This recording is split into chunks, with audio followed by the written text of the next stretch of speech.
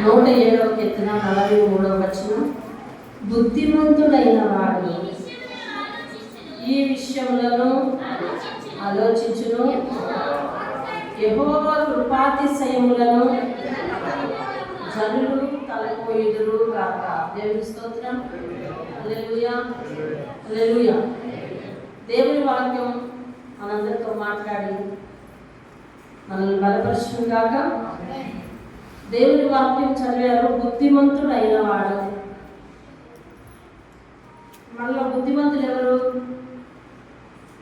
ఈ ప్రశ్నకు సమాధానం మీకే తెలుసు. ఎలా?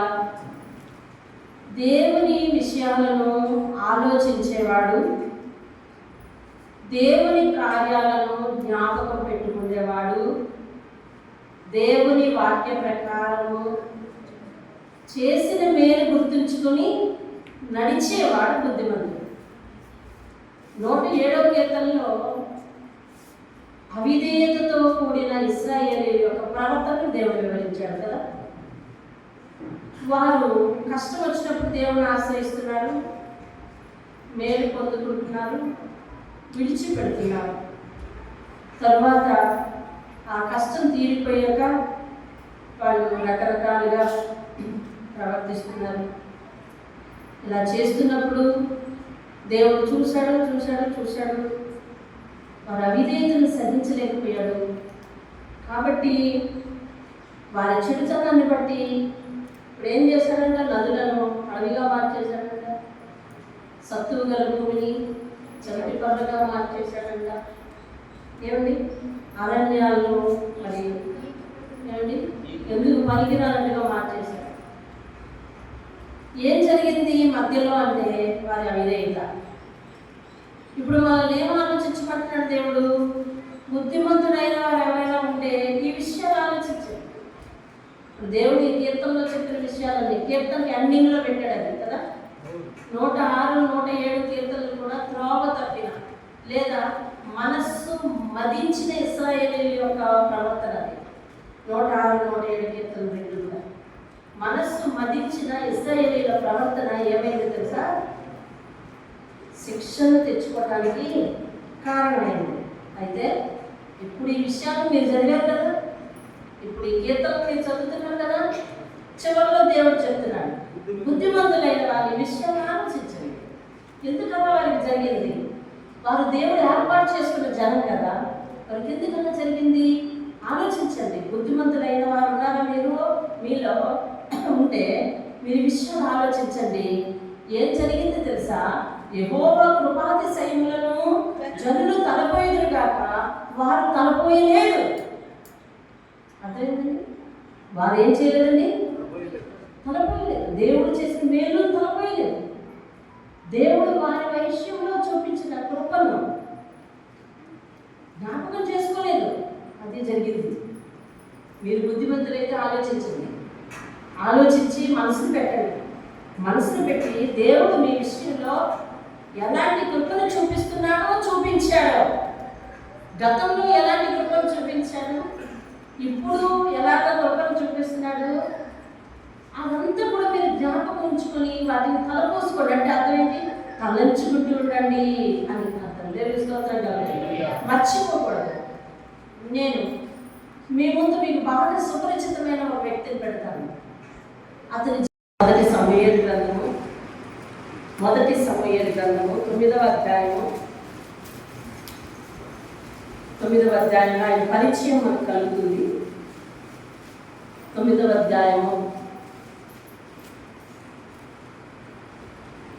1వ వచనాన్ని నేను చదువుతున్నాను. అఫ్యాకు పుట్టిన బెకోరతు కుమారుడైన సెరోరుకు జననమైన అబీయేలు కుమారుడకు ఈషు భాగ్యవంతుడైన బెన్యామీనీయుడు. అతనికి సౌలు అనే ఒక కుమారుడు ఉండేది. బెన్యామీను గోత్రం అంటే బెన్యామీను ఎవరు? అసలు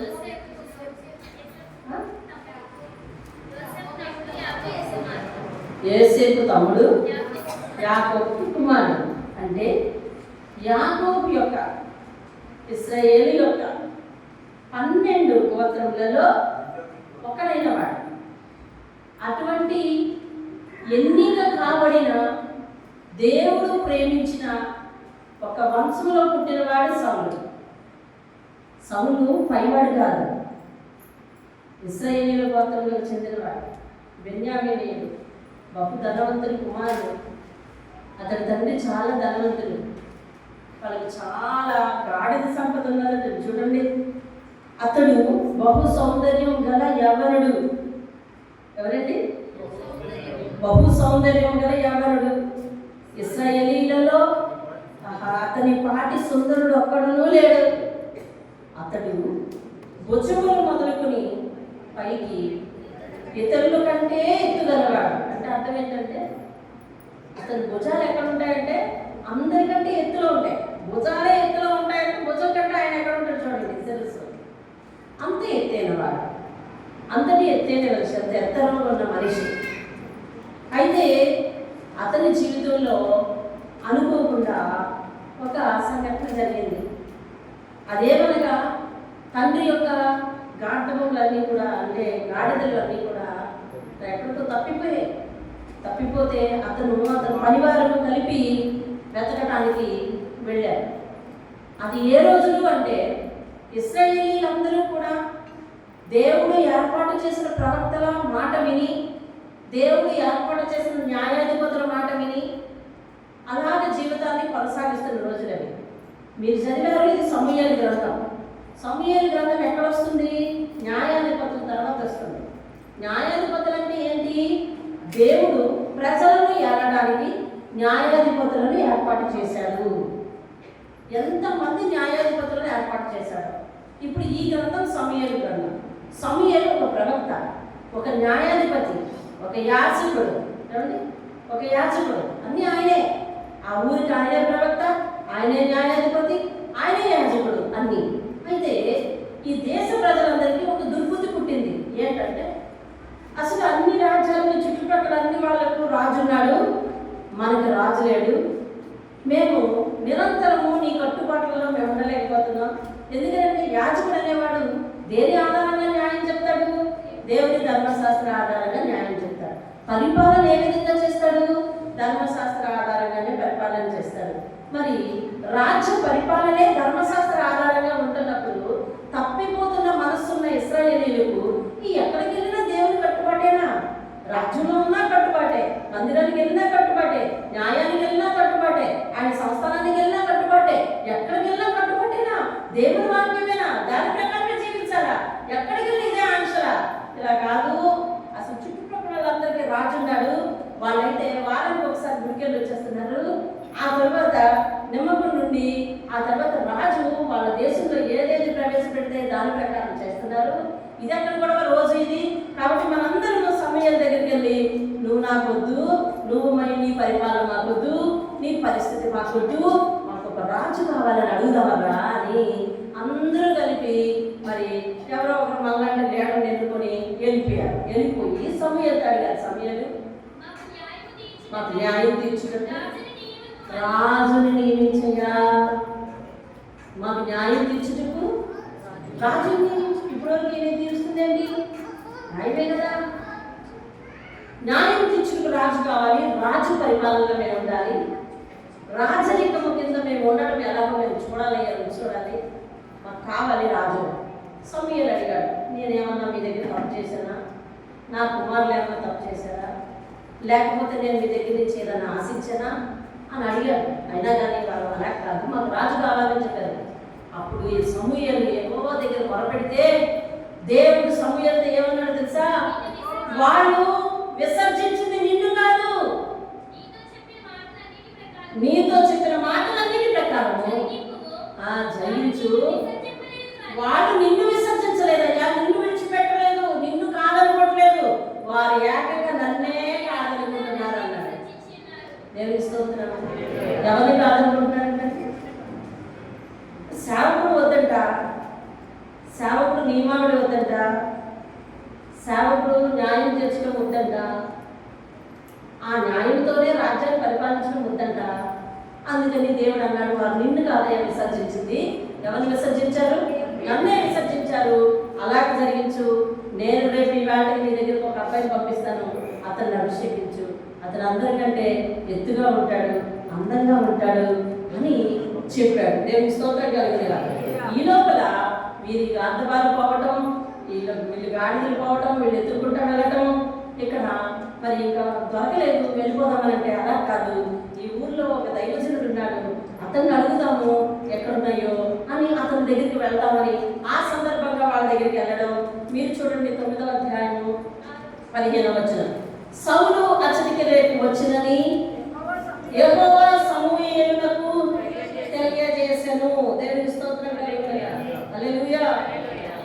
అప్పుడు దేవుడు మరి సౌలుని అభిషేకించమని చెప్పిన తర్వాత చూడండి, అదే వచ్చిన 16వ వచనం చదువుతున్నాను. నా జనుల మొర నా యొద్దకు వచ్చెను, నేను వారిని దృష్టించున్నాను కాగా ఫిలిష్తీయుల చేతిలో నుండి నా జనులు విడిపించుటకై నా జనులైన ఇశ్రాయేలీయుల మీద వారిని అధికారిగా అభిషేకించుటకును గాను రేపు ఈ వేళకు నేను బెన్యామీను దేశంలో నుండి ఒక మనిషిని మీ దగ్గరకు రప్పించుదును. దేవుని స్తోత్రం కలుగునుగాక. అయితే అతని దగ్గరికి ఈయన వచ్చాడు, వారు మాట్లాడుకున్నారు. అయ్యా ఎందుకు వచ్చారంటే ఇలాగా గాడిదలు పోయినాయ్యా, అందుకని నేను అడుగుదామని వచ్చాను. కానీ దేవుడు ఈయనతో మాట్లాడిన మాటలు ఉన్నాయిగా, రేపు ఈ వేళకి ఆయన వస్తాడు, ఆయన అభిషేకించాలన్న మాటలు ఉన్నాయిగా. కాబట్టి సమూయేలు అందుకు సిద్ధపడుతున్నాడు. నీ గాంధవాలు దొరుకుతాయి, అయితే దేవుడి ప్రణాళిక నీ అంతా ఒకటి ఉంది. నువ్వు ఈ దేశానికి రాజు కావాలి, ఇశ్రాయేలుని ఏలాలి, అలాగే ఫిలిష్తీయుల మీద ఇశ్రాయేలీయుల తరపున యుద్ధానికి వెళ్ళి వాళ్ళని ఓడించాలి, వీరిని గెలిపించాలి, దేవుని కార్యాలను నెరవేర్చాలి అని చెప్పినప్పుడు సౌలు ఎంతో వినయంగా సమూయేలు దగ్గర సాగిలపడి ఈ మాట అంటున్నాడు. 21వ వచనం చూడండి. అందుకు సౌలు, నేను బెన్యామీనీయుడు కానా? నా గోత్రం ఇశ్రాయేలీయుల గోత్రంలో స్వల్పమైనది కాదా? నా ఇంటి వారు బెన్యామీను గోత్రపు ఇంటి వారందరిలో అల్పులు కారా? నాతో ఇలా ఎందుకు పలుకుచున్నావు? నువ్వు రాజు అవ్వాలని నాతో ఎందుకు అంటున్నావు? అయ్యా నేను ఏ పాటి వాడను? నాది చిన్న అల్పమైన గోత్రం కదా, యాకోబు పుట్టిన నేను కడసారపు వాడి ఒక గోత్రం కదా నాది. మరి ఎన్నుకుంటే పెద్ద గోత్రాలలో వాళ్ళని ఎన్నుకోవాలి, కానీ నువ్వు నన్ను ఎన్నుకుంటున్నావేంటి? నా కుటుంబం చాలా అల్పమైనది కదా అని చాలా వినయం చూపించాడు, వినయంగా ఉన్నాడు. అయినప్పటికీ దేవుడు చెప్పిన మాటలు సమూయేలు నెరవేర్చాలి కాబట్టి 10వ అధ్యాయం 1వ వచనం. అప్పుడు సమూయేలు తైలపు బుడ్డి పట్టుకొని సౌలు అతని మీద తైలము పోసి అతని ముద్దు పెట్టుకుని యెహోవా నిన్ను అభిషేకించి తన శాస్త్రమైన అధిపతిగా నియమించి ఉన్నాడు అని చెప్పి ఇలా సెలవిచ్చింది. ఈ దినమును నీవు నా యుద్ధ నుండి పోయిన తరువాత బెన్యామీను సరిహద్దులలో అక్కడి నుంచి చదవనవసరం లేదు, మనం తర్వాత చదువుకుందాం. అన్నీ చదివితే సమయం సరిపోదు. చెప్పాడు, రేపటి నుంచి నువ్వు డ్యూటీలో దిగాలయ్యా, నువ్వు ఎక్కడి నుంచి వెళ్ళిపోయి నీ తండ్రికి కనిపించి తర్వాత నుంచి డ్యూటీలో దిగాలి. ఇది దేవుడు నిన్ను అభిషేకించమన్నాడు, నా పని అయిపోయింది, నేను అభిషేకించాను. కాబట్టి ఇక్కడి నుంచి నువ్వు ఇశ్రాయేలు తరపున ఏం చేయించాలండి? యుద్ధములు జరిగించాలి అని చెప్పాడు. దేవుని స్తోత్రం కలుగునుగాక. హల్లెలూయా. కాబట్టి ఆ తర్వాత దేవుని అభిషేకం తన మీదకు వచ్చింది, అనుకోకుండా వచ్చింది. ఏ పదవి వచ్చిందండి? ఏ పదవి వచ్చింది? రాజు పదవి. ఏది వెతుక్కోవడానికి వెళ్ళాడు? అసలు ఆటలు వెతుక్కోవడానికి వెళ్ళాడు. ఏ పదవి వచ్చిందండి? రాజు పదవి వచ్చింది. ఇతను కోరుకున్నాడా? అంత ఉందేమో అక్కడెక్కడైనా రాశాడా దేవుడు అతను కోరుకున్న పదవి అతనికి వచ్చింది అని? ఆ తర్వాత 11వ అధ్యాయంలో చూస్తే అతడు ఫిలిష్తీయుల మీదకు యుద్ధానికి పడ్డాడు. వారందరూ అంటారు యుద్ధానికి వెళ్ళక ముందు సమూయేలు వాళ్ళందరినీ పిలిచి, ఇదిగో రాజు, మీ రాజుని పరిచయం చేస్తాడు. ఆ పరిచయం చేసినప్పుడు వారందరూ ఇలా అంటారు. చూడండి 27వ వచనం, 10వ అధ్యాయం 27వ వచనం. పనికి మాలిన వారు అందరూ ఈ మనుషులు మనల్ని ఎలా రక్షింపగలరా అని చెప్పుకొని అతన్ని నిర్లక్ష్యం చేసి అతనికి మానవుని తీసుకొని రాకుండా అతను చెవిటివాడైనట్టు ఉండేను. కొంతమంది అతన్ని యాక్సెప్ట్ చేయలేదు. ఇతడలాగా మనల్ని పరిపాలిస్తాడరా అనుకున్నాడు. వెంటనే 11వ అధ్యాయం అంతా వారి మీద ఫిలిష్తీయులు యుద్ధానికి వస్తారు. వారు ఆ యుద్ధాన్ని గెలుస్తారు. గెలిచిన తర్వాత చూడండి 12వ వచనం. జనులు సౌలు మనల్ని ఏడునా అని అడిగిన వారేని మేము వారిని చంపునట్లు ఆ మనుషులను తెప్పించుకొని సమూయేలుతో అనగా, సౌలు నేను యెహోవా ఇశ్రాయేలుకు రక్షణ కలుగజేశాను కనుక ఆ దినమున ఏ మనిషిని మీరు చంపవద్దు అన్నాడు. మీకు అర్థమైందా? అంతకుముందు వాళ్ళు ఏమన్నారు?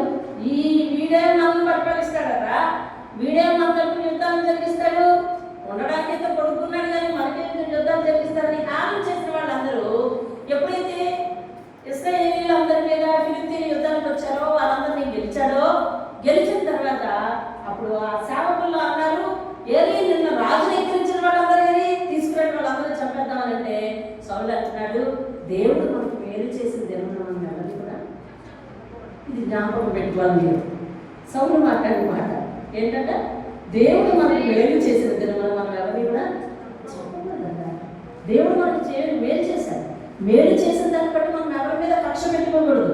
తెలుసా, ఈరోజు మనల్ని ఎవరైనా ద్వేషిస్తున్నారనుకోండి, సాధారణంగా ఆటోమేటిక్గా మనకు కూడా వాళ్ళ మీద మనకు కూడా వచ్చేస్తుంది ద్వేషం. కానీ దేవుని వాక్యం చెప్తుంది, దేవుడు నీకు చేసిన మేలును గుర్తుపెట్టుకొని అవతల వారి మీద ద్వేషం చూపు మనం నిలపడానికి వీలు లేదు. అర్థమవుతుందండి? మన మీద దేవుడు కరుణించి మన జీవితంలో ఏ మేలు చేస్తున్నాడో వాటిని జ్ఞాపకంలో పెట్టుకొని మనం అవతల వారి మీద మనం ఎట్టి పరిస్థితుల్లోనూ ద్వేషాన్ని నిలుపుకోవడానికి వీల్లేదు. మనం మేలు పొందుతున్నామంటే దాని అర్థం ఏంటి తెలుసా? యెహోవా మన పక్షంలో ఉన్నాడని అర్థం. దేవుడు మనకు కార్యాలు చేస్తున్నాడంటే అర్థం ఏంటో తెలుసా?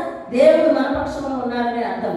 కాబట్టి మనల్ని ఎవరో ఏదో అంటున్నారని మనం వాళ్ళ మీద దృష్టి పెట్టుకొని వాళ్ళ మీద కక్ష పెట్టుకొని మనము వాళ్ళ మీద ఫైటింగ్కి వెళ్ళడానికి వీల్లేదు. ఎందుకంటే దేవుడే మన పక్షం నుండి మనకు మేలు చేస్తున్నాడు కాబట్టి వాళ్ళ సంగతి ఆయనే చూసుకుంటారని ఊరుకోవాలి. ఈరోజు సభలు నన్ను ఎవరైనా ఏమన్నా అన్నారు, మీకు కోపం వచ్చి వాళ్ళు చెప్పేద్దామంటున్నారా? వద్దు.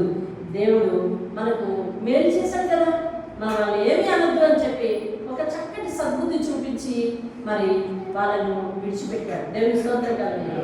ఇక తర్వాత నుంచి కథ మీకు తెలిసిందే. దావీదు అనేవాడు బయలుదేరాడు. గొలియాతేమో మరి ఎప్పుడైతే ఈ యుద్ధాన్ని గెలుస్తున్నాడో ఆటోమేటిక్గా ఆయనకు మరి ఇంత చిన్న గర్వం వస్తుంది. ఎవరికి? సౌలుకి. ఆ గర్వం ఎంతటి తారాస్థాయికి చేరింది అని అంటే, ఇదిగో ఆ యుద్ధం జరిగింది ఎప్పుడు? ఇదిగో 13వ అధ్యాయంలో చూడండి. 13వ అధ్యాయంలో 5వ వచనాన్ని నేను చదువుతున్నాను. మీకు వాక్యం చూపించాలని చదువుకొని వెళ్తున్నాను. లేకపోతే మామూలుగా చెప్పుకెళ్ళిపోతే తొందరగానే అయిపోవచ్చు, కానీ మీకు వాక్యం తెలియాలి. 5వ వచనం చూడండి. ఫిలిష్తీయులు ఇశ్రాయేలీయులతో యుద్ధం చేయటమే 30,000 రథములను 6,000 గుర్రపు రౌతులను సముద్రపు దరి నుండి ఇసుకరేణువులంతా విస్తారమైన జనసమూహమును సమకూర్చుకొని వచ్చి మళ్ళీ ఫిలిష్తీయులు వీరి యుద్ధానికి వచ్చారు. మళ్ళీ వీరి మీదకి ఇశ్రాయేలు మీదకి యుద్ధానికి వచ్చారు.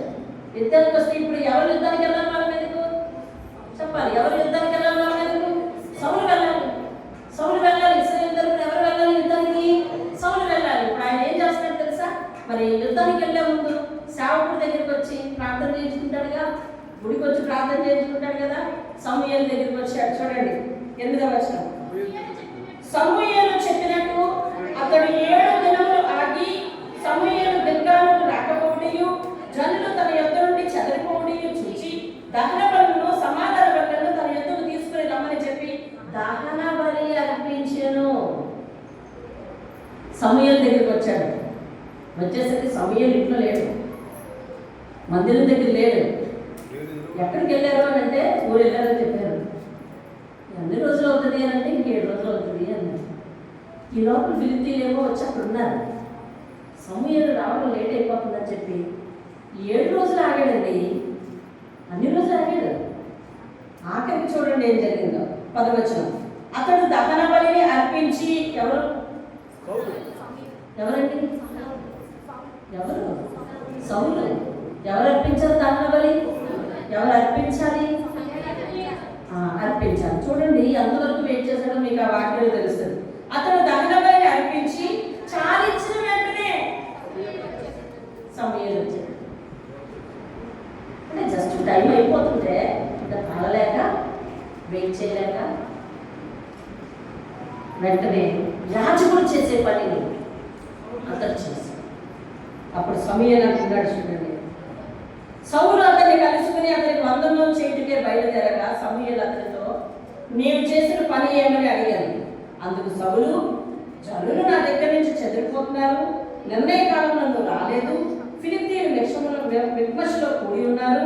నేను చూసి ఇంకనూ యెహోవాను శాంతపరచక మునిపే ఫిలిష్తీయులు గిల్గాలులకు వచ్చి నా మీద పడదులనుకుని నా అంతటా నేను సాహసించి. ఎవరండి? ఇంతకుముందు రాజులుగా అభిషేకించిన వాడెవరు? సమూయేలు. ఇప్పుడు సమూయేలు సలహాలు తీసుకుని సౌలు రాజ్య పరిపాలన చేయాలి. అవును కదా? సమూయేలును తొలగించలేదు కదా దేవుడు. సమూయేలు ఉంటుండగా దేశ ప్రజలందరికీ రాజు కావాలని దేవుడు సౌలును అమాంతంగా రాజు చేశాడు. ఇప్పుడు ఇతను ఎవరి కస్టడీలో పనిచేయాలి?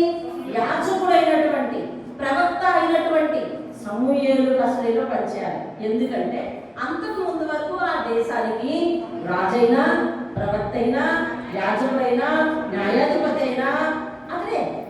కాబట్టి ఇప్పుడు అతని సెలవు తీసుకొని వెళ్ళే ప్రతి ప్రయాణానికి ఇప్పుడు ఏం చేస్తాడు తెలుసా?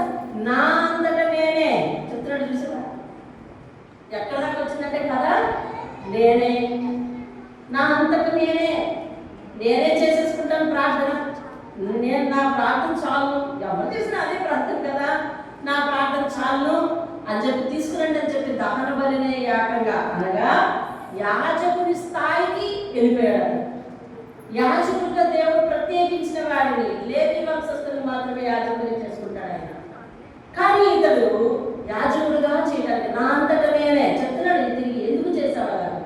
యాజకులు చేయవలసిన పనిని నువ్వెందుకు చేశావు అని అంటే మరి చక్కగా చెప్తాడు. ఏమనంటే నా అంతటా నేనే సాహసించి అలా అవుతుంది అనుకున్నాను, ఇలా అవుతుంది అనుకున్నాను అని కంగారు పడి తొందరపడి దేవుని అధికారం, దేవుని దగ్గర పనిచేసే అధికారాన్ని తనంతట తాను తీసుకొని చేయటం మొదలు పెట్టాడు.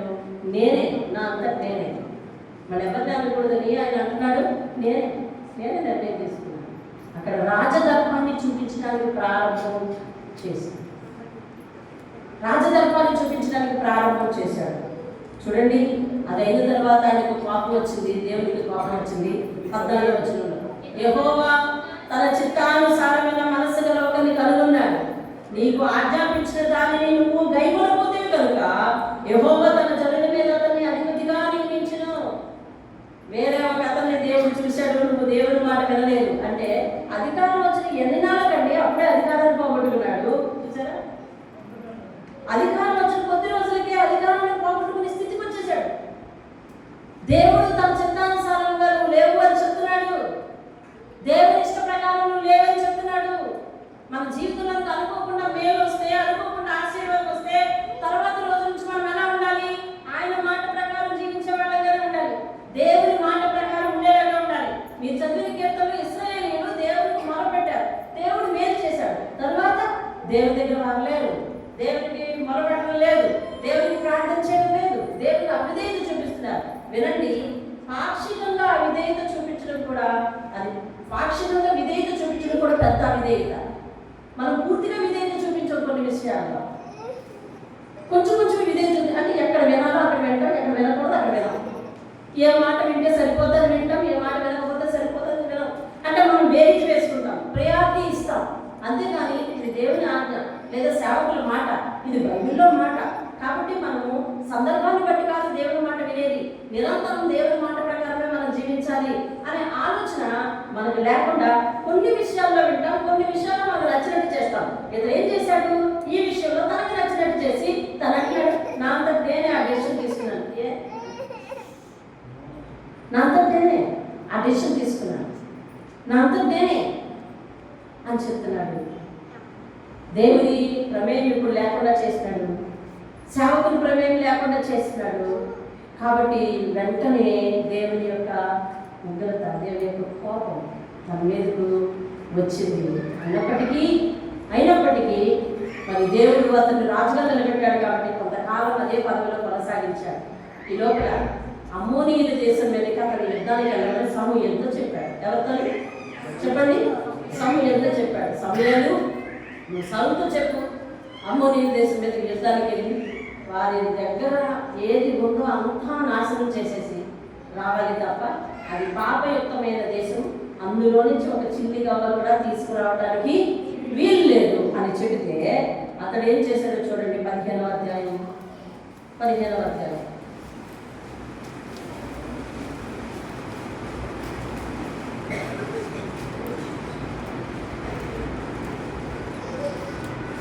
వచ్చిన 15వ అధ్యాయం నేను చదువుతున్నాను చూడండి. 7వ వచనం. తరువాత సౌలు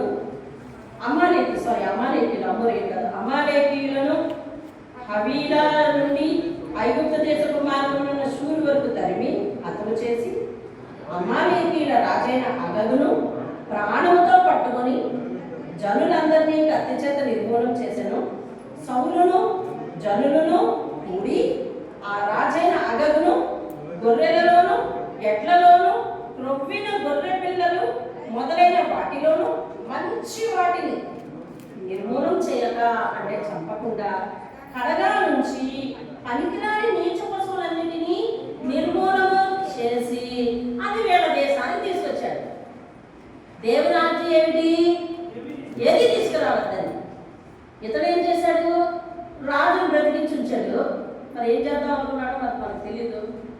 వీటిని మాత్రం అందులో బాగా ఉన్న, ఆరోగ్యంగా ఉన్న, ఏమంటే పుష్టిగా ఉన్న, ఆయా జంతువుల్లో పుష్టిగా ఉన్న వాటిని అన్నింటినీ పక్కకు తీసి కొంచెం బాగోని వాటిని అన్నింటినీ చంపించేసి, పనికిరావని చంపించేసి మేలైనవన్నీ వస్తువులు తీసుకొచ్చుకున్నాడు. సమూయేలు రాజ్యంలోకి రాగానే పశువుల అరుపులు వినబడుతున్నాయి. ఏంటి పశువుల అరుపులు వినబడితే కొత్తగా వినబడుతున్నాయి అంటే వాళ్ళ దేశంలో పశువులు లేవంటారా? అలా కాదు. పశువులను చూడండి, పట్టుకుని వేరే చోటకి తీసుకొచ్చిన భయానికి విపరీతంగా వస్తుంది. అరుపులు తనకు వినబడుతున్నాయి. ఏంటి కొత్త కేకలు, ఏంటి కొత్త అరుపులు? వెంటనే సౌలు మీద డౌట్ వచ్చింది. ఏంటి సౌలా, ఏం చేశాం అంటే ఆయన చెప్తున్నాడు చూడండి. అందుకు సౌలు ఎన్నో వచ్చి చదువుతున్నారు,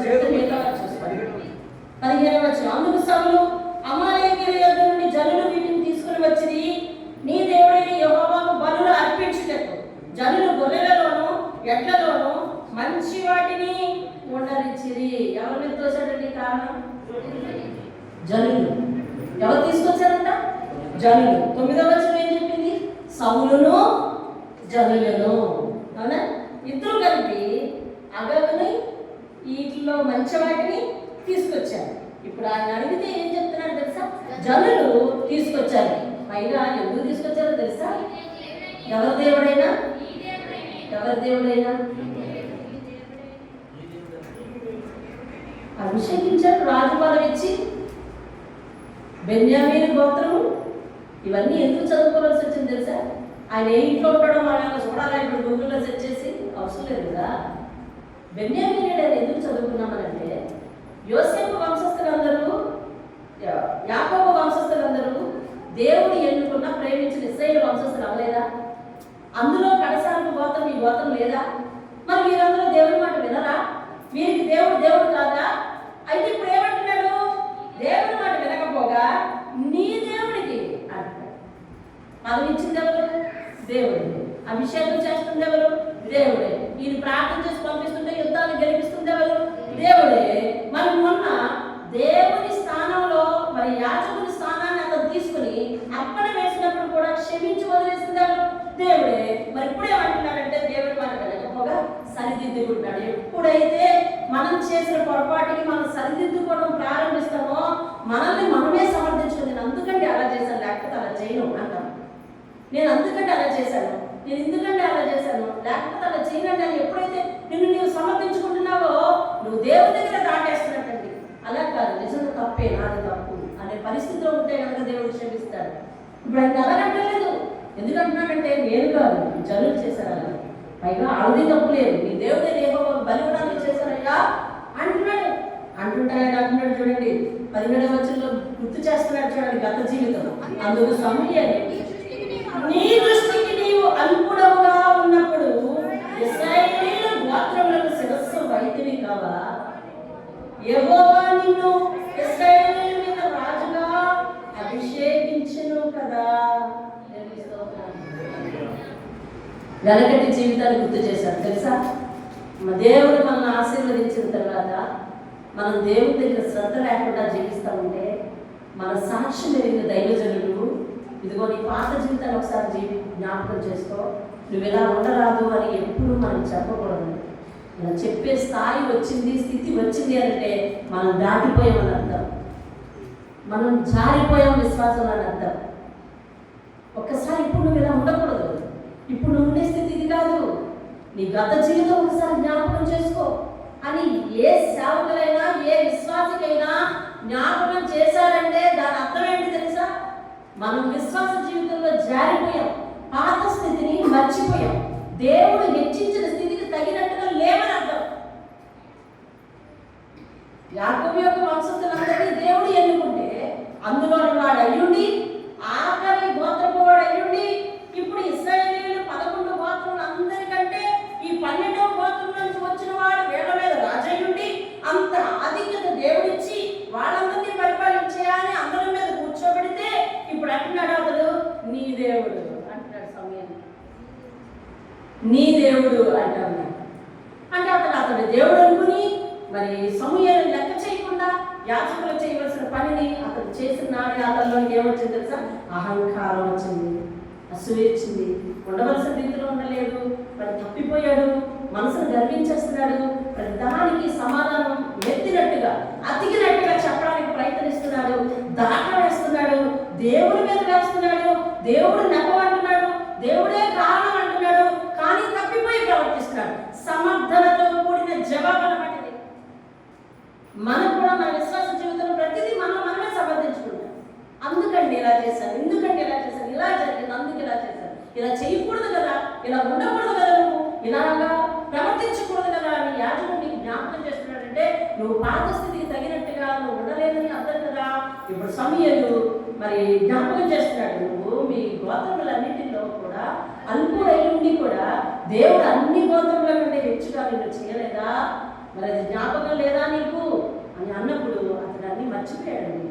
మర్చిపోయిన తర్వాత ఎందుకయ్యా వీడిని రాజును చేశానని అతనే తల బాదుకునే స్థితికి తీసుకొచ్చాడు దేవుడు. చూడండి, సౌలు అంటున్నాడు 21వ వచనంలో, 22వ వచనం, అందుకు సమూయేలు తాను సెలవిచ్చిన ఆజ్ఞను ఒకడు గైకొనడం వలన యెహోవా సంతోషించినట్లు ఒకడు దహన బలులను అర్పించడం వలన ఆయన సంతోషిస్తాడా? ఆలోచించు.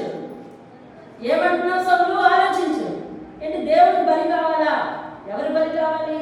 బలిష్టమైన పశువులు బలి కావాలా? ఎవరికి కావాలి? పాపాత్ములైన ఆ దేశం వారి బలి కావాలా? దేవుడు అలాంటి బలి అడుగుతున్నాడా? అది కూడా నేను తెమ్మన్నాడా? ఏమంటే జల్లందరికీ చెప్పాడా? నీకు దేవుడు చెప్పింది ఏంటి, నువ్వు చేసింది ఏంటి అని సమూయేలు ప్రశ్నిస్తున్నాడు. సమూయేలు ఇక్కడ యాజకుడై ఉన్నాడు. సౌలు ఒక దేశానికి రాజైనప్పటికీ కూడా దేవుడి దగ్గర విశ్వాసే. ఒక విశ్వాసం, ఒక సేవకుడు నిన్ను దేవుడు ఏం చేయమన్నాడు, నువ్వు ఏం చేస్తున్నావు అని అడిగితే మన సమాధానం ఏంటి? అలా అడిగే సందర్భం ఎందుకు వచ్చింది అంటే ఉండవలసిన స్థితిలో మనం ఉండలేదు. మనల్ని దేవుడు దీవించిన దానికి తగినట్టుగా మనం ప్రవర్తించకపోతే యాజకుల నోటి నుండి, దేవుడి నోటి నుండి ఇటువంటి ప్రశ్నలే వస్తాయి. అసలు దేవుడు ఏం చేయమన్నాడు, దేవుడు నువ్వు ఏం చేస్తున్నావు అనే ప్రశ్న. సౌలుకి సమాధానం లేదు.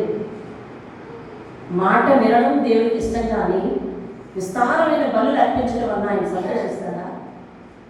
మాట వినడం కావాలండి. ఈరోజు మనలో మాట వినేవాళ్ళు కావాలి దేవుడికి.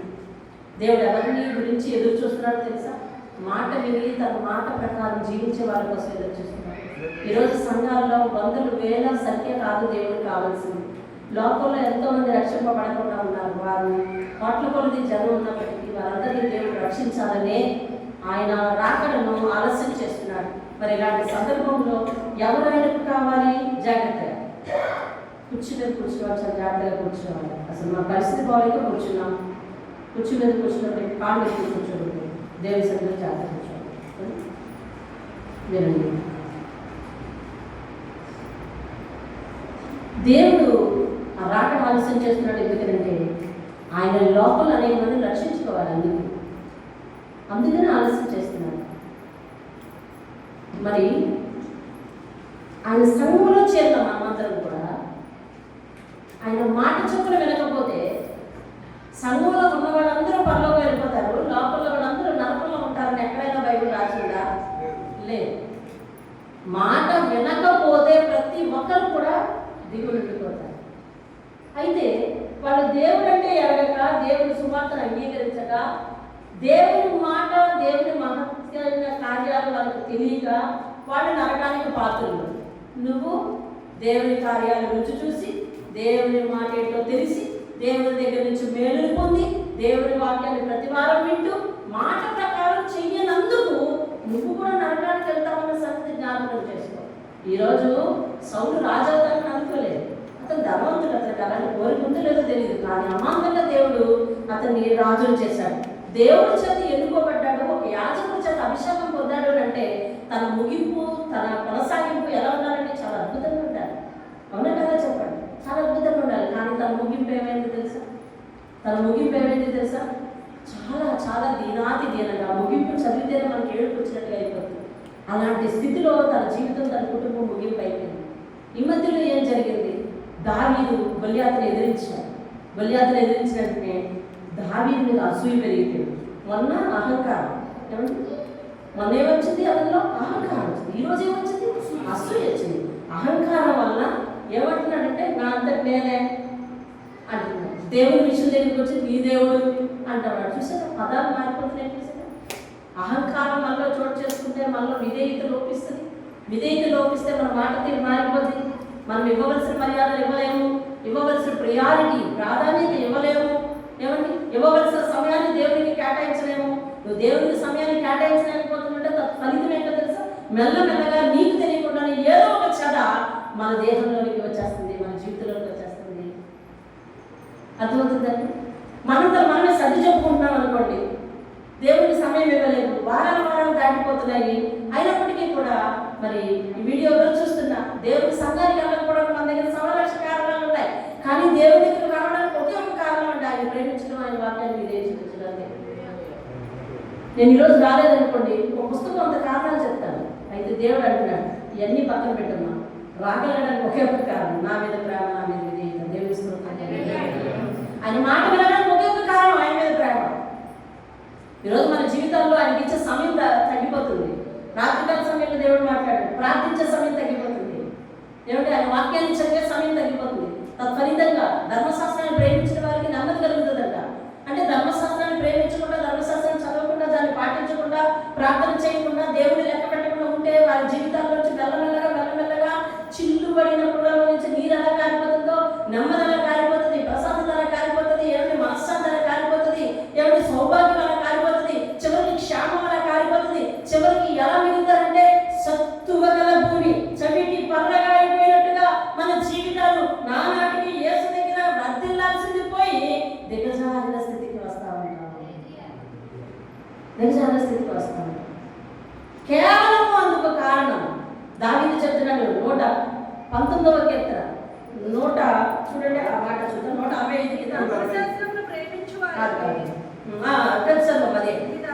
నీ ధర్మశాస్త్రంలో ప్రేమించు వారికి ఎంతో నెమ్మది కలదు, వారు కూలి తొట్టిల్లుటకు కారణమేమీ లేదు. ఎందుకయ్యా పడిపోయారు?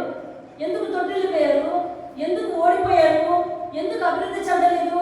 ఎందుకు నష్టపోయారు? ఎందుకు అలా పాడైపోయారు అని అంటే ఒకే ఒక కారణం అంట. ఆ కారణం ఏంటో తెలుసా? వాళ్ళు దేవుని ధర్మశాస్త్రాన్ని ప్రేమించలేదు, దేవుని ధర్మశాస్త్రాన్ని చదవలేదు, దేవునికి ప్రార్థనకి సమయము ఇవ్వలేదు. మొదట సౌలులో ఏమొచ్చిందండి? అహంకారం వచ్చేసింది, అసహనం వచ్చేసింది, అహంకారం వచ్చింది. ఇప్పుడు అంటున్నాడు ఇప్పుడు ఏమొచ్చిందంటే అసూయ వచ్చింది. దావీదు గొల్యాతుని గెలిచి వచ్చేసిన తర్వాత దేశ ప్రజలందరూ కూడా దావీదుని పొగడతా ఉంటే అసూయ వచ్చేసింది. నన్ను కదా ఈయన పొగడాలి, చూసావా? కష్టపడకుండా వచ్చిన పదవి కాబట్టి ఇప్పుడు పదవిలో ప్రతి మెప్పుని కోరుకుంటాడు. అరే దేవుడిని నేను ఆశించకుండా ఇచ్చిన పదవి కదా, దేవుడికి మహిమ చెందాలి అనే ఆలోచన తనకి లేదు, దేవుడికి ఘనత రావాలనే ఆలోచన లేదు. ఇదిగో మన తరపున యుద్ధములు జరిగించి గెలిపించిన వాడు దేవుడే కానీ దేవుడిని మహిమపరచడం లేదు. ప్రజలందరూ ఏదో వాళ్ళకి తెలియక దావీదుకి 10,000 స్తుతులు అన్నారంట. ఇంకా అది పెట్టుకుని అసూయతో నింపుకున్నాడు. మొదట ఏమొచ్చిందండి? అహంకారం వచ్చింది. ఇప్పుడేమొచ్చింది? అసూయ వచ్చింది. ఈ రెండు కలగలిసిపోయి అతనిలోని క్రూరమైన మనస్తత్వం వచ్చింది. ఏంటో తెలుసా? ఎదుటి వారిని చంపాలి అనే మనస్తత్వం వచ్చేసింది. అది మొదలుకొని దావీదుని చంపడానికి ప్రయత్నిస్తా ఉన్నాడు. దావీదుని చంపడానికి ప్రయత్నిస్తా ఉన్నాడు. ఒకనొక సందర్భంలో మొన్నగా వాక్యం చెప్తున్నాం. ఒకనొక సందర్భంలో దావీదు తరపున మాట్లాడినందుకు కన్న కొడుకులు కూడా ఏం చేయాలనుకున్నారంటే చంపాలని ఆలోచించాడంటే ఇతరులో ఏ విధమైన గుణం వచ్చేసింది అంటే ఒక వికృతమైన క్రూరత్వం వచ్చేసింది, మూర్ఖత్వం వచ్చేసింది అనమాట. కారణం ఏంటో తెలుసా? దేవుడు ఇచ్చిన అభిషేకాన్ని, దేవుడు చూపించిన మేలుని, దాని విలువని తెలుసుకోలేదు. ఎప్పుడో మనిషిలో వ్యతిరేకమైన గుణాలు డెవలప్ అవుతాడు. ఇది అపవాది చేసే ప్రక్రియ. అన్నీ దాని మీద తోయడానికి వీల్లేదు కూడా. ముందు నీ బుద్ధి ఏమైంది? అందుకనే కీర్తనలు 107 లాస్ట్ వచ్చిన ఏమని చెప్పింది? బుద్ధిమంతులైన వారు ఈ విషయములను ఆలోచిస్తారు, యెహోవా చేసే కార్యములను కృపాతిశయములను తలపోసుకుంటారు. జనులు దేవుడు చేసిన మేలును తలపోసుకోలేదా? దేవుడు చేసిన మేలును మర్చిపోయావా? దేవుడు ఏ స్థితి నుంచి ఏ స్థితికి అభివృద్ధి చెందించాడో మర్చిపోయావా? వాటిని మర్చిపోయి ప్రవర్తిస్తున్నావా? ఇప్పుడు ఇది నా మెప్పే, నా గొప్పే, నాదే అంతా అని అనుకుంటున్నావా? నా అంతటి నేనే చేయగలను అనుకుంటున్నావా? దేవుడి సహాయం ఏమి లేదనుకుంటున్నావా? ఫలితంగా నీలోనికి అహంకారం, అసూయ లాంటి దుర్గుణాలు వచ్చేసిన తర్వాత నువ్వు మనిషిగా ప్రవర్తించకుండా వికృతంగా ప్రవర్తిస్తావు. నీ వల్ల ఇంటి వారికి నొప్పి, ఏమండి వీధిలో వారికి నొప్పి, ఏమండి మరి సంఘంలో వారికి నొప్పి, అందరికీ కూడా నువ్వు ఎక్కడుంటే ఉద్యోగంలో నొప్పి, నీ వల్ల భయం, నీ వల్ల చింత, నీ వల్ల దిగులు, ఎప్పుడేం మాట్లాడతావో తెలియదు, ఎప్పుడేం చేస్తావో తెలియదు, ఎప్పుడే పరిస్థితుల్లో ఉంటావో తెలియదు అనే దిగులు వస్తూ ఉంటాయి. సౌలు ఇప్పుడు ఎక్కడ ఉంటే అక్కడ ఉన్న వారందరికీ భయం పడుతుందండి. ఏం పడుతుంది సార్? భయం పడుతుంది. ఎవరికి? వాళ్ళ ఇంటి వారితో సహా. కొడుకుని చెప్పడానికి ప్రయత్నించినాడు కదా, వాళ్ళ ఇంటి వారితో సహా అండి. నీ వల్ల ఇంటికి మనశ్శాంతి ఉండాలి, నీ వల్ల సంఘానికి మనశ్శాంతి ఉండాలి, నీ వల్ల నువ్వు పనిచేసే చోట మనశ్శాంతి ఉండాలి. అక్కడ ఉంటే అంత ప్రశాంతంగా ఉంటుందండి. అనాలి అలా ఎప్పుడు అంటావు తెలుసా? దేవుడు నీకు చేసిన మేలను నువ్వు ఎప్పుడు కూడా తలపోసుకొని ఎప్పుడైతే విధేయత చూపిస్తూ ఉంటావో, పాక్షిక విధేయత అవిధేయతేనంటది. అనగా కొంచెం విధేయత చూపించడం, కొన్ని విషయాలు విధేయత చూపించడం, మిగిలిన విషయాన్ని సొంతంగా చేసుకోవడం. కొన్ని విషయాలు విధేయత, అది ఏ విషయం విధేయత చూపించడం తెలుసా? యుద్ధానికి ముందు యాజకుడి దగ్గరికి వెళ్ళాలి, అందులో విధేయత చూపించారు, వచ్చారు. మరి వెయిటింగ్ లేదు, ఎదురు చూడలేదు, అసహనం వచ్చేసింది. చెప్పాను కదా, ఆవిడ రాలేదు, మనమేం చెప్తాను అనిపించి మనమే చేసుకున్నాం అనుకోండి పూజ. చెప్పాం, ఎన్నిసార్లు ఫోన్ చేశారు, ఏంటి మీరు ఫోన్ చేశారా అని భార్య భర్తలు అడుగుతుందా? చేశారు. ఆయన వచ్చి నువ్వు ఫోన్ చేశారా? నేను ఎన్నిసార్లు చేశానండి. అది అర్థం మనం ఏం చేద్దాం, కానీ మనం చేసేసుకున్నాం. సౌలుకి అసహనం వచ్చింది. పద్ధతిగానే వెళ్ళాడు అంటే కొన్ని విషయాలు విధేయత చూపిస్తాడు, కొన్ని విషయాలు విధేయత చూపించాడు. దేవుడు ఏం చెప్తే అది చెయ్యడు, దేవుడు ఏం చెప్తే అది చేయడానికి వెళ్ళాడు. అసలు ఆ దేశం మీదకి యుద్ధానికి వెళ్ళాడంటే వెళ్ళాడు. అక్కడ ఎవరిని మిగల్చుకో, అన్నింటినీ మట్టి పెట్టి చెయ్యి, నువ్వు ఒక్కడే తిరిగిరా, మీ సైన్యమే తిరిగిరా అని అంటే అక్కడికి వెళ్ళిన తర్వాత ఆ జంతువులను చూసి చాలా కోరిక వచ్చేసింది, ఆస్ఫూర్తిసింది. అక్కడికి వెళ్ళాక ఏం చేశాడంటే దేవుని మాట వినకూడదు అనుకున్నాడు. దేవుని మాట వినకపోవడానికి ఒక కారణం కూడా వెతుకున్నాడు. ఒకవేళ అడిగితే చెప్దాంలే ఈ జన్మం చెప్దాం, ఒకవేళ అడిగితే చెప్దాంలే ఈ దేవుడికి చెప్దాం. చూసారు, దేవుని మాట వినని వాడు ఎందుకు వినలేదో కూడా సాగు వెతుక్కుంటాడు. దేవుని మాట లక్ష్య పెట్టని వాళ్ళు ఎందుకు లక్ష్య పెట్టలేకపోతున్నారో కూడా ఒక చక్కని జవాబుని సిద్ధపరుచుకుంటారు. అది వారి తెలివిని అనుకుంటారు. అందుకనే సామెతల గ్రంథంలో ఒక చోట ఇలా రాయబడింది, ఒకడు తను ప్రయాణించే మార్గములన్నీ కూడా చక్కగా గమ్యాన్ని చేరుస్తాయి అనుకుంటారంట. తన ఆలోచన, తన మార్గములన్నీ చక్కగా గమ్యాన్ని చేరుస్తాడు, కానీ తొందరగా అది మరణానికి దారితీస్తుంది అంటాడు. దేనికి దారితీస్తాడు? మరణానికి దారితీస్తుందంట. అసహనం వచ్చేసింది. ఇప్పుడేమో దావీదు వస్తే అసూయ వచ్చేసింది. నీకు అక్కడి నుంచి ఇంట్లో వాళ్ళని కసురుకుంటున్నాడు, వీధిలో వాళ్ళని కసురుకుంటున్నాడు. ఆఖరికి సౌలు మరి పరిశుద్ధ గ్రంథము కొన్ని విషయాలు స్పష్టంగా రాయలేదు, కానీ సౌలు తన ఇంటి ఆడవాళ్ళని కూడా చాలా దారుణంగా తిట్టాడండి. అలాంటి దుర్భాష వచ్చేసింది. చూసారు, దుర్భాష మానని వాడు కూడా దేవుని మాట వింటున్నట్టు కాదండి. మీలో చాలా మందికి పాత సంస్కృతాలు ఇంకా గుర్తున్నాయేమో, ఏమంటే పాత మాటలు, పాత తిట్లు, ఏమంటే పాత శాపనాంతాలు, పాత బూతులు ఇంకా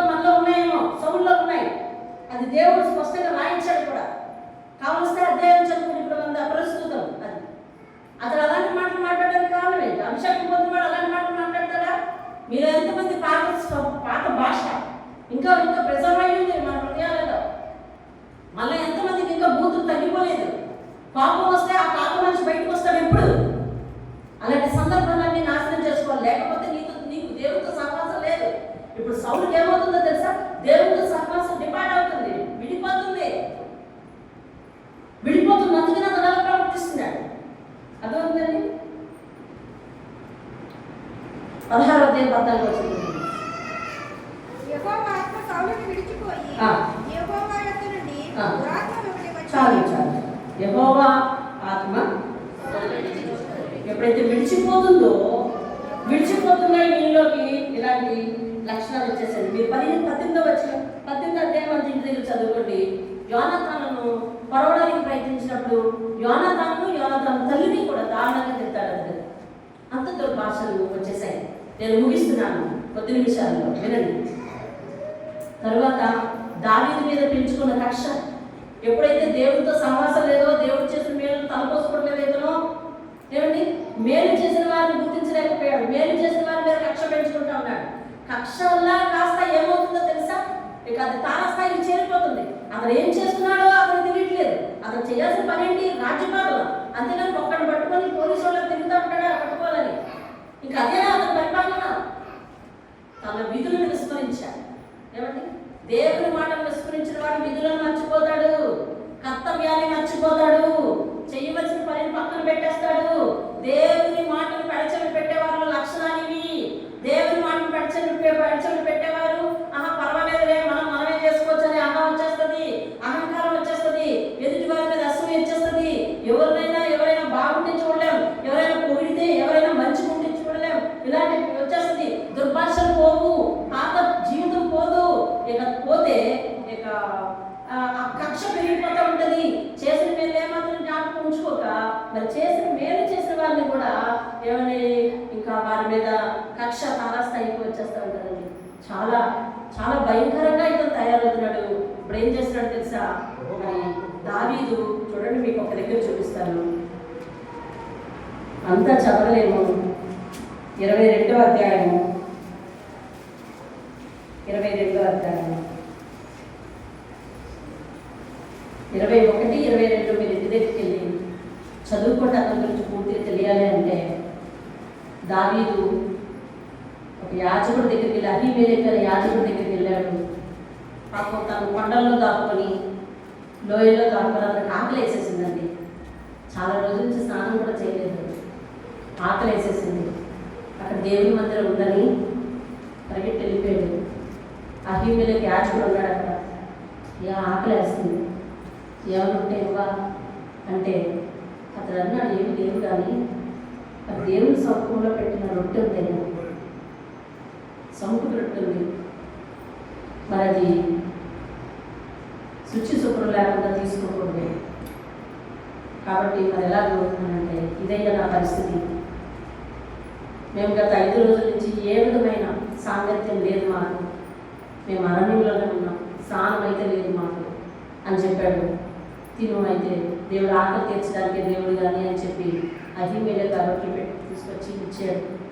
అక్కడ సౌలు యొక్క ఏమంటారు గూఢాచారం, సౌలు యొక్క గూఢాచారం, అతని పేరు దోయేగు ఉన్నాడు. ఇంకా వెంటనే అతను అక్కడి నుంచి వెళ్ళిపోయిన తర్వాత తినేసి వెళ్ళిపోయాడు, రొట్టెలు తినేసి వెళ్ళిపోయాడు. ఈ దోయేగు చెప్పాడు, సౌలా ఇది ఇక్కడే ఉన్నాడు, నువ్వు వెతుక్కున్న దావీదు వచ్చేసేయి అని అంటే అతడు ఆ ప్రాంతానికి వచ్చాడు. అహీమెలెకు ఒక యాజకుడు కదండి. అహీమెలెకు దావీదు వచ్చాడయ్యా, సౌలా నువ్వు వెతుకుతున్న దావీదు వచ్చాడు, ఇదిగో నేను పట్టుకొని నీకు ఇస్తానని అనలేదంట. చూసారా, యాజకుడు పైన పట్టుకొని రాజుకు అప్పగించడానికి. ఏమండి ఎవరి పని వాళ్ళు చేయాలి కదా. చూసాము, విచక్షణ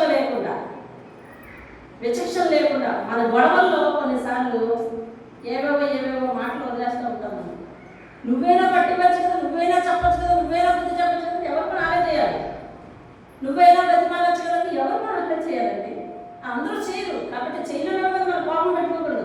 ఈ యాజకుడు ఎప్పుడైతే దావీదు నేను ఎదుగుతున్నానని తెలిసి కూడా నాకు దావీదు పట్టవలేదు లేదు, నువ్వు అబద్ధం ఆడేది అని చెప్పి దోయేగు చెప్పిన ఒక చిన్న సమాచారాన్ని బట్టి అతను సైన్యం చేసుకుని వచ్చేసాడు. మీ యాజకులు అందరినీ పిలిపించాయి అభిమేలేకంటే యాజకులు అందరూ వారి కుటుంబాలతో సహా వచ్చేసారండి. వచ్చేస్తే అలా సైన్యులు అందరికీ చిటికేసి చెప్పాడు. ఎక్కడ చదువుతున్నాం? 22:18 వచ్చిన చదవండి. 22. రాజు దోయేగుతో నీవు ఈ యాజకుల మీద పడి చంపు అని చెప్పాడంట. అప్పుడు ఏదో వీడైన దోయేగు యాజకుల మీద పడి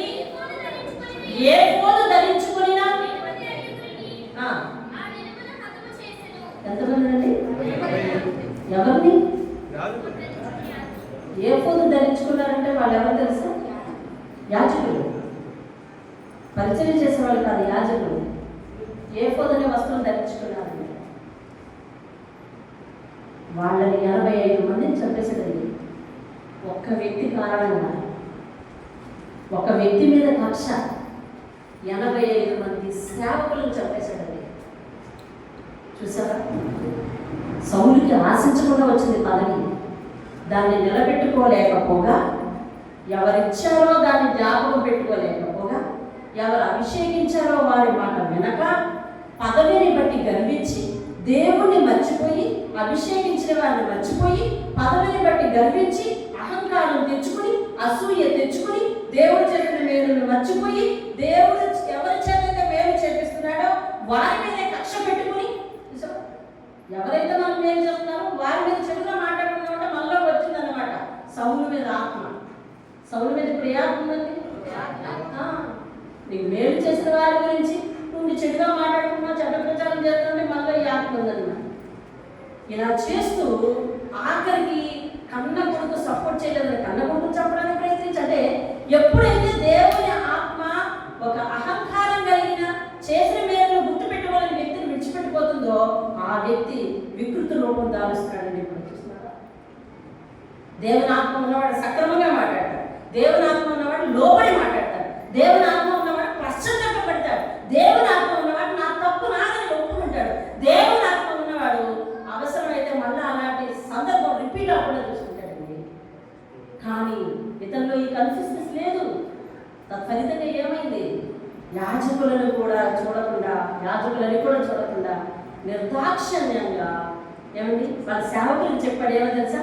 రే బాబు చంపండి అని అంటే వాళ్ళు అలాగే ఉన్నారు, కదలేదు. దేవుడి ప్రజలు వాళ్ళు, దేవుని అభిషేకం పొందిన వాళ్ళు నేను చంపాం అని వాళ్ళు సైనికులు ఎవరి మాట వినాలి? రాజు మాట వినాలి. చిటికేస్తే అల్లాల్సింది పోయి యాజకులు మేము చంపం, ఆ పాపం ఒడిగట్టుకోమని అంతమంది బిగుసుకుపోయి ఉండిపోయినప్పుడు వీడికి బుద్ధి రావాలి కదా. కానీ నా మాట ఎందుకు చెల్లదు? చూసారా? ఇదొక అహంకారం. దేవుని మేలుని గుర్తు పెట్టుకోలేకుండా దేవుని ఆత్మకు దూరం అవుతున్న ప్రతి ఒక్కరిలో నా మాట చెల్లాలి, నా మాట వినాలి, నన్ను నేను సమర్థించుకుంటాను, అది నమ్మాలి, నన్నే గుడ్ అనాలి అనే పరిస్థితి వచ్చేస్తుంది. అతను వచ్చేసింది. వెంటనే దోయలతో చెప్పాడు. దోయకు మరి ఆడికెంత సరళంగా ఉన్నదో ఎప్పటి నుంచి ఎదురు చూస్తున్నాడు దోయకు. ఇది ఎలా ఎదురు చూడడానికి కూడా కారణం, యాజకులు చంపడానికి కూడా కారణం ఉంది. దేవుని చిత్తమైతే ఒకసారి మేము ముందుకు తీసుకొస్తాను. అతను కూడా అదురుకు చూస్తున్నాడు. యాజకులందరినీ ఒకేసారి 85 మందిని మట్టు పెట్టించారు. ఈ పాపానికి కారణం ఎవరు? ఫలితంగా అతను చాలా ఎలా వచ్చింది చూపించి ముగించేస్తాను. ఇంకా చాలా మధ్యలో ఉన్నాయి.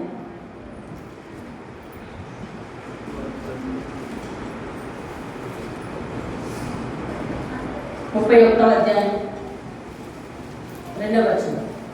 ఇందాక మనం కీర్తనలో చదివినట్టుగా సత్తువ గల భూమి చవిటి పర్లగా అయిపోయింది కదా. అలా ఎలా అయింది? ధనవంతుడైన సౌలు, మహారాజైన సౌలు, దేవుడు అభిషేకించిన ఇశ్రాయేలు ప్రజలకు రాజైన సౌలు ఎలాంటి చావు, ఎలాంటి మరణానికి ఎలాంటి ముగింపు వచ్చాడు చూడండి. 31వ అధ్యాయం 2వ వచనం. సౌలును అతని కుమారులను తరుముచు యోనాతాను, అబీనాదాబు, మెల్కీషువాను సౌలు యొక్క కుమారులను హతము చేసిరి. హతము చేయడం అంటే సామాన్యమైన హతం కాదండి. చూడండి, యుద్ధంలో సౌలు ఓడిపోవచ్చుండగా అతడు అంబులు వేయి వారికి అంటబడి వారి చేత బహు గాయములు పొందెను. అంటే బాణాల చేత బాగా గాయాలు పొందాడండి. ఒక్క బాణము ఒకే స్పాట్ డెడ్ కాదు. అది స్పాట్ డెడ్ ఒక విధంగా ఆశీర్వాదం, ఇంకేమాదో తెలియదు. కానీ అంబులతో బాధలు పడుతున్నాడు. ప్రాణం పోలేదు ఇంకా. చూడండి, అప్పుడు సౌలు సున్నతి లేని వీరు అన్నట్టు ఫిలిప్తీయులు, దేవుని ప్రజలు కాదు కదా వాళ్ళు, బాప్తిస్వం లేని వారు నన్ను చంపడం ఎందుకు అని ఆలోచించుకున్నాడండి. అంటే బాప్తిస్వం ఉండి దేవుని సేవ చేస్తున్నాడని ఈయన చెప్పచ్చు, బాప్తిసం లేని వాళ్ళ చేత ఇది చంపించుకోకూడదు. చూసి ఎక్కడ పనిచేస్తున్న వల్ల ఈ ఆలోచన ఎప్పుడు ఉండాలి? యాజకులను చంపుతున్నప్పుడు ఉండాలి, దావీదును వెంటబెడుతున్నప్పుడు ఉండాలి. కానీ ఇప్పుడు ఆలోచిస్తాడు, తన చావులో నాణ్యత కోరుకుంటాడు. అంటే బాప్తిసం పొందాను నేను, బాప్తిసం పొందినవాడు నన్ను చంపాలి అని చెప్పి సున్నతి లేని మీరు వచ్చి నన్ను పొడిచి అపహాస్యం చేయకున్నట్లు నీ కత్తి దూసి దాని చేత నన్ను పొడుము అని తన ఆయుధాలు మోయి వాళ్ళతో చెప్పగా, ఆఖరికి ఎవరి చేతిలో చేస్తున్నాడండి కొనరాను? ఆయుధాలు మోసేవాడితో చేస్తున్నాడండి. చూడండి, పొడుమని చెప్పగా, తన ఆయుధాలు మోయేవాడితో చెప్పగా అతను భయము చేత అలాగే చేయడంలో ఉండేది. కనుక సౌలు తన కత్తి పట్టుకొని దాని మీద పడాను.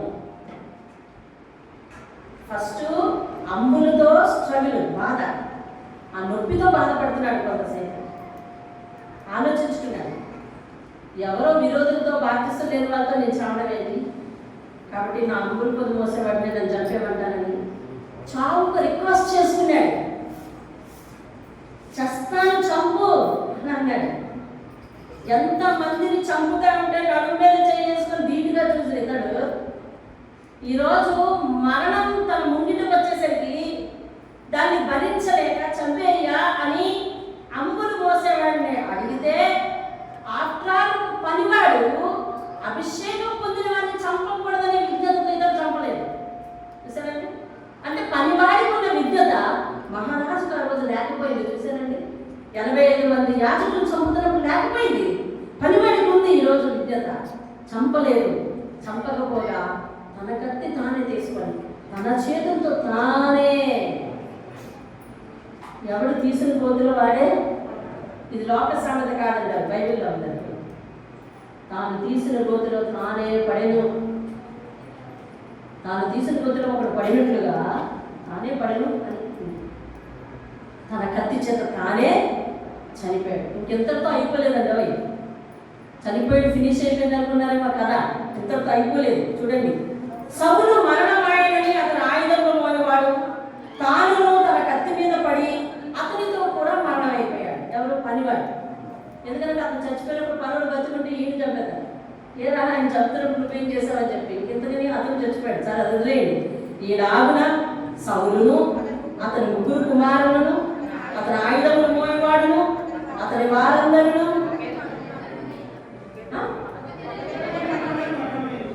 ఒక్క దినములనే, ఈ పదం ఎక్కడ చదువుతాం మనం, బబులోను అనే మహా అదేంటది మహాశోభాతిశాయమైన పట్టణం, శోభాతిశాయమైన పట్టణం. ఆ పట్టణం అంట రోజు ఒక గడియలు పంపిందంటండి. అంత శోభాతిమైన దానికి ఎలా వచ్చింది దేవుడి చే, అంత శోభాతిమయమైన పట్టణం గంటలు వీళ్ళందరూ ఒకే రోజున ఒకరినొకరు ఎత్తుకోవడానికి లేదు. ఎందుకు ఒక్కదనం ఉన్నాయని రాశాడు దేవుడు. ఈయన శవం తీసుకెళ్ళి ఆయన పోడ్చడానికి లేదు, ఆయన శవం తీసుకెళ్ళి ఈయన పోడ్చడానికి లేదు. అందరూ ఒక్క దినమునే, ఇంతటితో అయిపోలేదు. ఇంకా చూడండి, లోయ అవతలను ఇశ్రాయేలీయులు, యోర్దాను అవతల ఉన్నవారు ఇశ్రాయేలీయులు పారిపోవడం, సౌలు అతని కుమారుడు చచ్చి నుండి చూసి తమ నివాస గ్రామంలో విడిచిపెట్టి పారిపోయేది.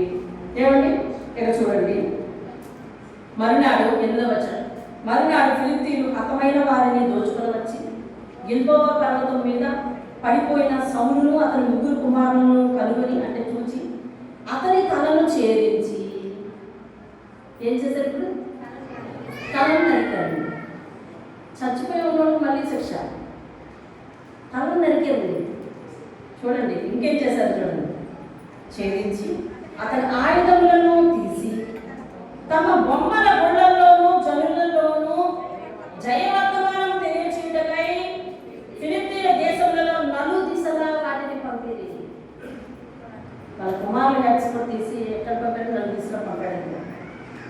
మరియు వారు అతని ఆయుధములను అష్టాదశ దేవుని గుడిలో ఉంచి అతని మొండెమును బేత్షాన పట్టణపు గోడకు తగిలించిరి. ఇదేంటండి ముక్కలుగా చేసిన జరుగుతున్నా చూసావా? వీళ్ళని కసి దేవుడు విడిచిపెట్టాడు. ఎందుకంటే దేవుడు ఎదురు విడిచిపెట్టాడు. తలను ఛేదించి 4 దిశలో ఊరేగిస్తున్నాడు. మొండెను ఛేదించి గోడకు తగిలించారు.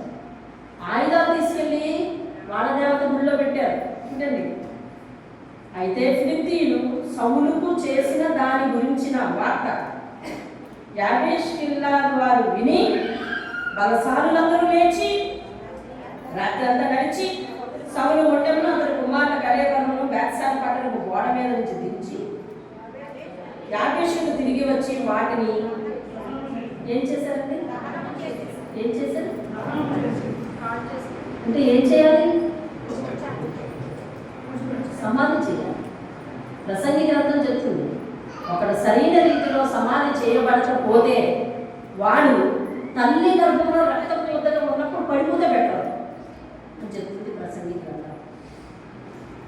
తల్లి గర్భంలో ఉన్నప్పుడు పిండంగా పడిపోతే పోయిందండి, గర్భం నిలవలేదు అని అనుకుందరు. కానీ ఆ పిండం పెరిగి పెద్దదై మనిషి ఏమండి అంతకంతకు అభివృద్ధి చెంది ఏమండి మహారాజై ఎన్నో యుద్ధాలు జరిగించి ఎంతో రాచరికం అనుభవించి ఇప్పుడు సరైన రీతిలో సమాధి చేయబడకపోతే, సరైన రీతిలో సమాధి చేయబడలేదు చెప్పండి, అతను బాణముల చేత శిక్షింపబడ్డాడు. రెండవది, అతను పనివాడిని చావు కొరకు బెట్ చేశాడు, అడిగాడు, అతను అనుకున్నాడు, ఒక రకంగా యాచించాడు. తర్వాత తన కత్తి మీద తానేమని చనిపోయాడు. ఫిలిష్తీయులు తన మండలను కుమారుల మండలను తీసి వాళ్ళ దేశం తీసుకెళ్ళి 4 దిశలో ఊరేగించాడు. తన దేహాన్ని తీసుకుని వారి దేహాన్ని తీసుకెళ్ళి ఆ గోడకు తగిలించారు. వారి ఆయుధాలను తీసుకెళ్ళి వాళ్ళ దేశపు దేవత గుడిలో పెట్టారు. ఇక ఈ విషయం అంతా మరి అభిషేకం పొందిన దేశానికి తెలిసి అలా అవ్వకూడదు, అతను తీసుకురావాలి అని చెప్పి మొత్తానికి మరి వెళ్ళి మొత్తానికి వాళ్ళని విడిపించుకొని తీసుకొని వచ్చారు. కానీ మరి దహనం చేశారు. ఎముకలను తీసుకొచ్చి పిచ్చుక వృక్షం కింద పాతి పెట్టి 7 దినాలు ఉపవాసం ఉన్నారు. వారికి ఎందుకు పాతి పెట్టాలని ఆలోచన రాలేదో తెలియదు. ఇదంతా దేవుడు చెప్తుంటారు. సత్తువగల భూమి ఏమైందండి? కాబట్టి దేవుడు ఏమంటున్నాడంటే 107 ఆఖరి వచనం చదివేయండి, ముగిద్దాం. బుద్ధిమంతుడైన వారు ఈ విషయములను ఆలోచించును, యెహోవా కృపాతిశయములన్నీ జనులు తలపోయేదురుగాక. దేవుని స్తోత్రం కలుగునుగాక. ఈరోజు జరిగిన విషయాలు, ఈరోజు మీరు విన్న విషయాలన్నీ ఆలోచించండి. దేవుడు ఒకరికి అభిషేకం ఇస్తే ఎలా నిలబెట్టుకోవాలో అది తెలుసుకోలేకపోయిన కారణంగా తన యొక్క జీవితం ఒక చవిటి పర్ర అయిపోయింది. హెస్కేల్ గ్రంథంలో అంటుంది దేవుడు, ఇర్మియా గ్రంథంలో, నేనే మరి ఎండిన చెట్టును చిగురింపజేసేదిగా, మనం చిగురించిన చెట్టు ఫలించే చెట్టును ఎండిన చెట్టుగా చేయగలవాడు అని యెహోవా అంటా ఉన్నాడు. దేవుని స్తోత్రం కలుగునుగాక. కాబట్టి పొందిన మేలును గుర్తుపెట్టుకొని దేవుని యందు మనం ఉండాలి, లేకపోతే నరకం తప్పదు. కాబట్టి నరకము పరలోకము అనేవి దేవుని చేతిలో ఉన్నాయి కాబట్టి, అవి అనుగ్రహించే దేవుడు కాబట్టి అతని మాట మనం వినాలి. దేవుని స్తోత్రం కలుగునుగాక. అందరికీ ఒక ప్రశ్న రావచ్చు, దేవుని మాట వినకపోతే దేవుడు అలా చేస్తాడా? మరి లోపల ఉన్న వాళ్ళందరూ దేవుడు మాట్లాడట్లేదు కదా, మరి వాళ్ళు హ్యాపీగా ఉన్నారే, వాళ్ళు బాగున్నారే అని మీరు మరి ఏవేవో ఆలోచనలు రావచ్చు. వాళ్ళు బాగుంటారు, వాళ్ళ జీవితం అంతా భూమి మీద ఉన్న జీవితకాలం అంతా వాళ్ళు సంతోషంగా ఏమండి అదేమంటారు దాన్ని ఖుషీగా గడుపుతారు. కానీ మరణం తర్వాత వారి వ్యాధులు ప్రారంభం. కానీ దేవునితో జీవించిన వారు ఇక్కడ జీవితం అంతా ఆంక్షల మధ్య దేవుని వాక్యంతో మిత జీవితం గడుపుతారు. కానీ పరలోకం వెళ్ళిన తర్వాత వాళ్ళకి బహు సౌభాగ్యం తెలుస్తుంది. ఆ బహు సౌభాగ్యం ఇవ్వడానికి నేను పిలుచుకున్నాడు కాబట్టి ఆయన మాట వెళ్ళవలసిన కండిషన్ నీకుంది, లోకంలో వారికి లేదు. లోకంలో వారు ఎవరైనా దేవుని సన్నిధికి వస్తే మీకును మీలో ఉన్న పరదేశిని ఒకటే నియమమని నిర్గమకాండం నుంచి ద్వితీయోపదేశ కాండం వరకు దేవుడి ధర్మశాస్త్రం చెప్పింది. కాబట్టి మీరైనా మనలోని బయట వారు ఎవరు వచ్చి చేరి వారైనా దేవుని ధర్మశాస్త్రమును మీరి ప్రవర్తించడానికి వీలు లేదు. చేసిన మేలు జ్ఞాపకం ఉంచుకొని, పాత జీవితాన్ని జ్ఞాపకం ఉంచుకొని దానికి అనుగుణంగా బ్రతకాలే తప్ప దీన్ని మీరి నేను అందుకని ఇలా చేశాను, నేను ఎందుకని ఇలా చేశాను, నేను అందుకు పాడైపోయాను, నేను ఎందుకంటే అసలు అన్నీ మానేసుకున్నానండి, మళ్ళీ ఇదిగోనండి అదిగోనండి ఇదిగోనండి అని సాకులు చెప్పి వ్యక్తులను చూపించడం చూపించడానికి వీల్లేదు. నీకు నువ్వుగానే భక్తి చేయాలి. ఎందుకంటే నీకు నువ్వుగానే పరలోకి వెళ్ళాలి. ఎవరిని తోడు అడగడానికి వీల్లేదు, ఎవరో ఉండిపోతున్నారని ఉండిపోవడానికి వీల్లేదు. ఇది వ్యక్తిగతమైన దేవునితో సంబంధం. కాబట్టి మోకరించండి, ప్రార్థన చేద్దాం. దేవుడు ఆశీర్వదించిన తర్వాత వినయం నీలో కొనసాగాలి. దేవుడు ఆశీర్వదించిన తర్వాత కృతజ్ఞత కొనసాగాలి. దేవుడు ఆశీర్వదించిన తర్వాత దేవుని మాటల దగ్గర సాష్టాంగ పడడం కొనసాగాలి. ఆశీర్వాదం తర్వాత మారిపోయే వ్యక్తులుగా మనం ఉండడానికి వీలేదు. ఖచ్చితంగా ఆశీర్వాదం తర్వాత ఏదో ఒక అబ్స్టాకిల్ వస్తుంది మనం మారడానికి, లేదా ఉన్న పద్ధతులు తప్పించుకోవడానికి. కానీ మనం ఆ ఆశీర్వాదాన్ని సాకు చెప్పడానికి వీల్లేదు. కొంతమంది ఆశీర్వదింపబడిన తర్వాత భక్తి సరిగ్గా చేయలేరు, దేవుడి దగ్గర నమ్మకం ఉండలేరు. కారణం ఏంటంటే ఆశీర్వాదం అనే చెప్తారు. ఎవరు ఆశీర్వాదం? వివాహం. ఎవరు ఆశీర్వాదం? ఉద్యోగం. ఏవెందుకు సరిగా చేయలేకపోతున్నాం? బాధ్యతలు. ఏవెందుకు సరిగా రాలేకపోతున్నాం? పిల్లలు. ఏవెందుకు నమ్మకం ఉండలేకపోతున్నాం? స్నేహితులు. ఏవెందుకు దాని దగ్గర క్రమంగా ఉండలేకపోతున్నాం? బంధువులు. చెప్పారు. అందులో ఉండడానికి వీలు. బుద్ధిమంతుడైన వాడు ఈ విషయంలో ఆలోచించాలి. సత్తువు గల భూమి చట్టి పరగ ఎందుకు అయిపోయింది? తన జీవితంలో అవ్వాల్సిందా? అసలు ఎలా ఉండవలసిన జీవితాన్ని ఎలా చేసుకున్నాడు? దేవుడు మాట విన్నాడు. అనుకోకుండా దేవుడు పిలిచి ఆశీర్వాదం ఇస్తే అలా చేసుకోవడానికి ఏమాత్రం వీల్లేదు కదా. అని నువ్వు నేను అంటున్నామే. ఈరోజు సౌలు అనడానికి వీల్లేదు. ఆలోచించాలి ఈ విషయాలను. సరిగ్గా ఉండవలసింది ఇప్పుడు సౌలు కాదు, నువ్వు నేనే. ప్రార్థిస్తున్నాను. మహాగణమైన మాత్రం సౌలు జీవితం ద్వారా ఎన్నో విషయాలు మాకు బోధించాం.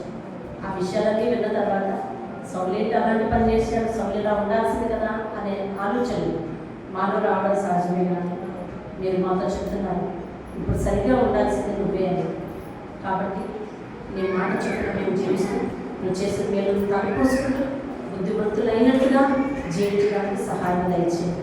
వారి కోరిన రేవుకు వారు నడిపిస్తూ వారు ఆశించింది వారు ఇస్తూ ఉంటే వారు మరి నీ యొక్క భయమును నీ యొక్క భక్తిని విడిచిపెట్టేశారు. కనుక వారి జీవితాన్ని సత్తుగా చెవిటి పరంగా అయిపోయిందని మీరు చెప్పారు. మా జీవితాల్లో రావడానికి వెళ్ళారు. యెహోవా నామం యెహోవా మందిరంలో వారు నానాటికి వర్ధిల్లుదురు అని నేను సెలవించాం. యెహోవా ధర్మశాస్త్రం ప్రేమించే వారికి ఎంతో నెమ్మది కలదు. యెహోవాను ప్రేమించే వారిని ఆస్తికర్తలుగా చేస్తాము అని నీవు ఎన్నో వాగ్దానాలు ఇచ్చావు. ఆ వాగ్దానాలన్నిటికీ మేమే వారసులం. కనుక మా ప్రవర్తన మా అడుగులు స్థిరపరుచుకుని నడవడానికి మేము ఈనాడే తీర్మానం చేసుకుంటూ ప్రార్థిస్తున్నాము. తండ్రి ఆమేన్. ఆమేన్.